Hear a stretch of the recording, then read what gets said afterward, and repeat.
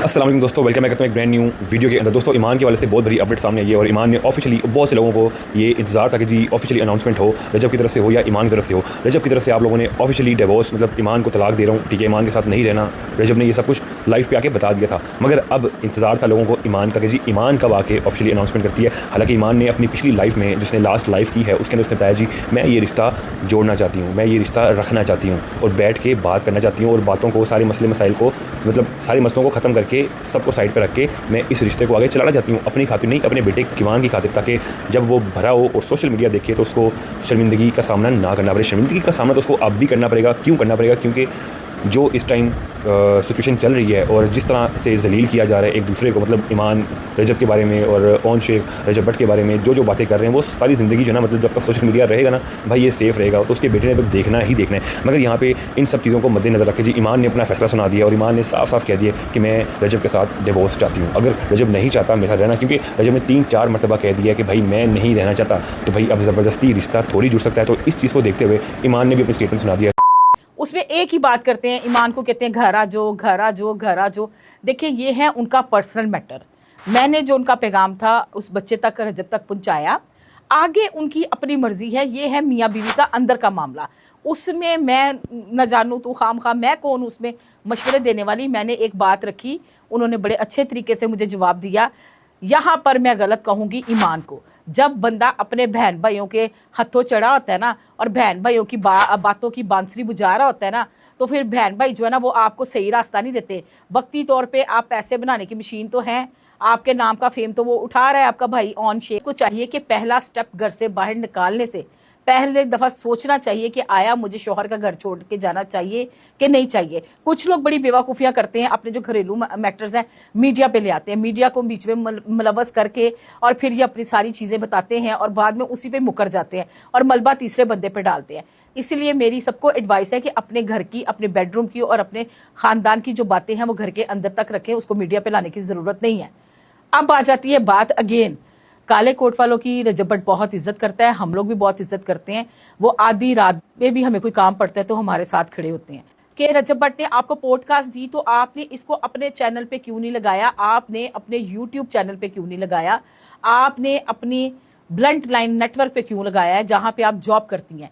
तो आपको मैं एक बात बताऊं, मैं आज आपसे शेयर कर रही हूँ, मुझे इन्होंने इज्जत दी, मुझे इन्होंने जॉब दी और यहाँ बैठ के मैं वायरल हुई। मेरा इंटरव्यू बेशक दूसरे चैनल पे लगा था, उसके ज़रिए उन्होंने मुझे बुलाया, ऑन एयर मैसेज किया, मैं गई और मेरे चैनल वालों ने मुझे कोई प्रेशर नहीं किया था। ये मेरी मर्जी थी कि मैं ब्लंट लाइन पे ये लगवाऊं।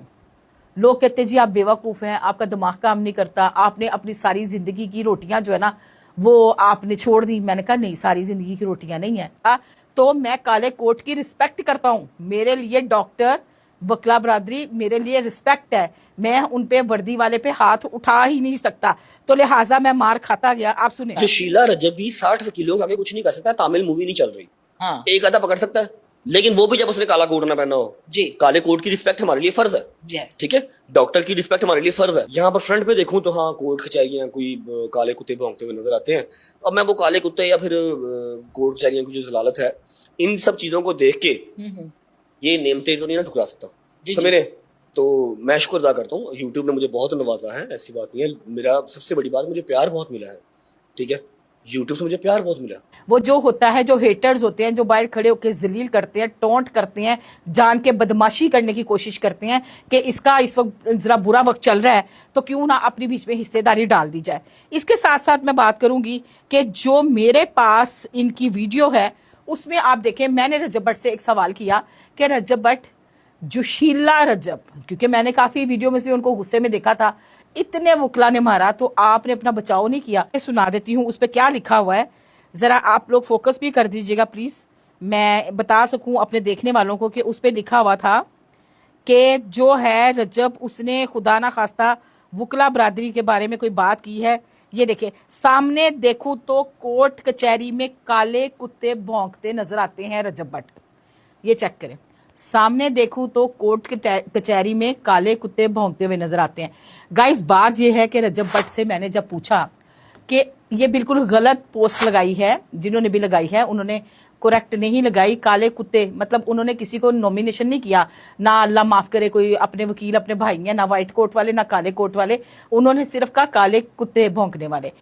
तो दोस्तों ये जो पीछे आप लोगों ने स्टेटमेंट सुनी है, इनको आप लोग जानते ही होंगे। इन्होंने लास्ट पॉडकास्ट किया रजब भट्ट का, बिहाइंड द कैमरा भी बात हुई और ऑन कैमरा भी बात हुई। तो इनके मुंह से जिन लोगों ने ये अल्फाज सुने कि जी रजब और उसकी वालदा चाहते हैं कि ईमान जो है घर पे आ जाए, तो लोगों के दिलों में ना एक बार दोबारा से उम्मीद जागी थी कि भाई रजब और ईमान का रिश्ता बच जाएगा। मगर वो उम्मीद फिर टूट गई जब रजब ने लाइव आके अपनी स्टेटमेंट सामने रखी कि भाई ये रिश्ता ख़त्म हो चुका है, दैट्स इट। और वो क्यों, जब ईमान ने ईमान की लाइफ के बाद रजब ने हर चीज़ जो है ना क्लियर कर दी, क्योंकि बहुत से लोगों को यही था कि यार इनकी सुलह हो गई है, इनकी सुलह नहीं हुई, मतलब हर बंदा जो है ना वो कंफ्यूज था सोशल मीडिया पे, और डिफरेंट कैटेगरी के जो है लोग वीडियोस बना के अपनी स्टेटमेंटें जारी कर रहे थे। तो इस चीज़ को क्लियर करने के लिए रजब भट्ट ने लाइव पे अपने व्लॉग में हर जगह जो है ना मतलब ये चीज़ क्लियर कर दी कि भाई हमारी शादी जो है ना वो ख़त्म हो चुकी हुई है, रिश्ता हमारा ख़त्म हो चुका है। तो दोस्तों अब आप लोग क्या कहते हैं, आप लोगों की क्या राय है कि क्या वाकई ये रिश्ता ख़त्म हो जाएगा या ये रिश्ता कहीं ना कहीं जुड़ सकता है? आप लोगों ने अपनी राय मुझे कमेंट्स में आके लास्ट में देनी है। रिक्वेस्ट आप लोगों से, वीडियो पसंद है चैनल को सब्सक्राइब कीजिएगा, बेल आइकन को प्रेस कीजिएगा ताकि वीडियो की नोटिफिकेशन आप लोगों तक टाइम पहुंच सके। मिलता हूँ लोगों से नेक्स्ट वीडियो में, भाई इजाज़त, टाटा फिर।